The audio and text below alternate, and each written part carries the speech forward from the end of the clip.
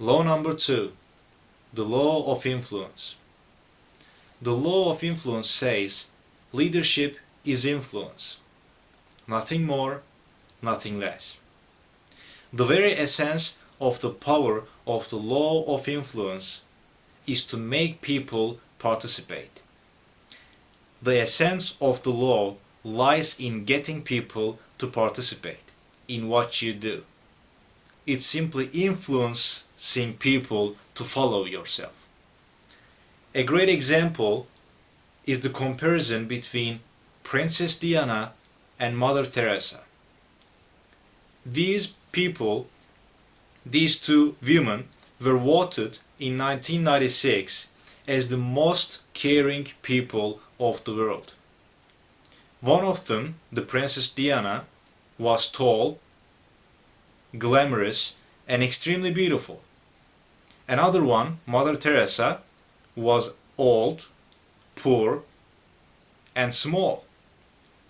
The only thing they had in common was influence, which simply determined their level of leadership.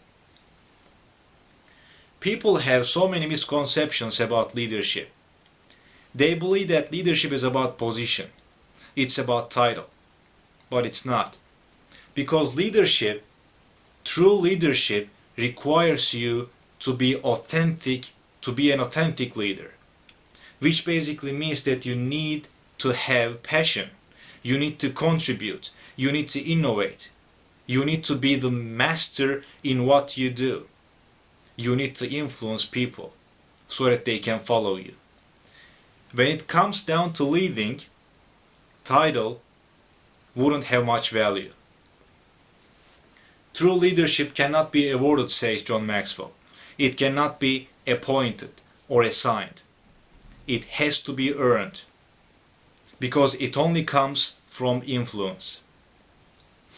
Maxwell also identifies 5 leadership myths. We'll go through them so quickly.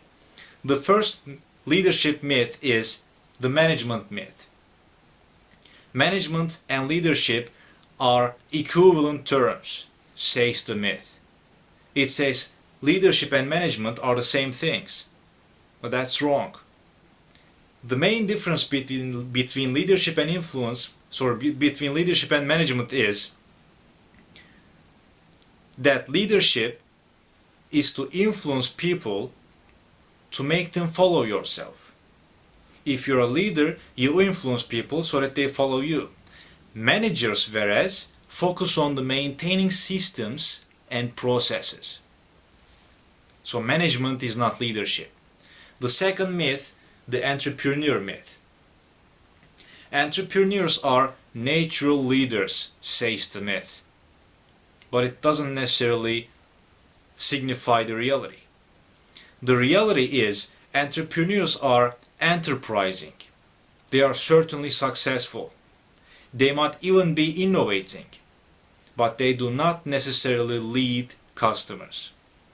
They might be persuading customers in a very short time, for a very short while, so that customers buy what they have to sell.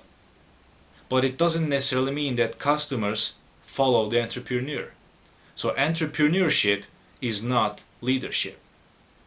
The third myth is the knowledge myth, which says that if a person possesses knowledge and intelligence, he is a leader. But it's not true, because IQ doesn't equate to leadership. The fourth myth is pioneer myth. Pioneer myth says that pioneers must be leaders because they are those who are in front of the crowd. But being the first person doesn't make you a leader. To be a leader, a person has to be out in the front, that's for sure. But he must also have people who are willing to follow him. The last myth, the fifth myth, is the position myth, which says position aligns directly with leadership. And as mentioned earlier, it's not right. Leadership is about passion, contribution, innovation. It's about mastery. It's not about position or title. Stanley Hafte said it so well. It's not the position that makes the leader. It's the leader that makes the position. So, as we are close to the final of the presentation, this particular slide is about how to apply the law of influence. There are 2 steps to apply the law of influence. Ask yourself which of the myths you have believed in past, as you mentioned them. Which of them you believe, and what must you change in your current thinking so that you can develop the leadership abilities for the future. And the second step in the application of the law of influence is, what do you usually rely upon to persuade people to follow you? Which skills of yours you rely upon to persuade people to follow you? Rate yourself on a scale of 1 to 10 for each of the following factors that I'll be reading now. Alright? Rate yourself accurately and genuinely. The first one is character. Who you are. True leadership always begins with the inner person. So character is important. Second factor of influence. Relationships. Who you know.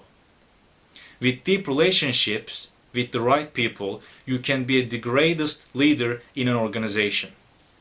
So leadership is essential. The third factor is knowledge. What you know. Information is vital. You need a grasp of the facts to develop an accurate vision for the future. The next one, intuition, or what you feel. Leaders seek to recognize and influence intangibles such as energy, morale, timing, and momentum.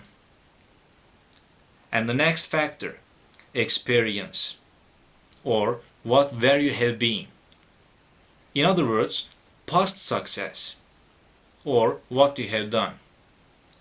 The greater your past challenges, the more likely your followers will be willing to let you lead. And the last factor of influence is ability. What you can do. The bottom line is that followers must know whether you are able to lead them to victory. After the assessment, make a plan to optimize the ones with the low scores. The final slide contains a great adage or proverb about leadership. He who thinks he leads but has no followers is only taking a walk. If you can't lead, if you can't influence others, they won't follow you. And if people don't follow you, you are not a leader. So leadership is influence. Nothing more, nothing less. Law number 2, the law of influence.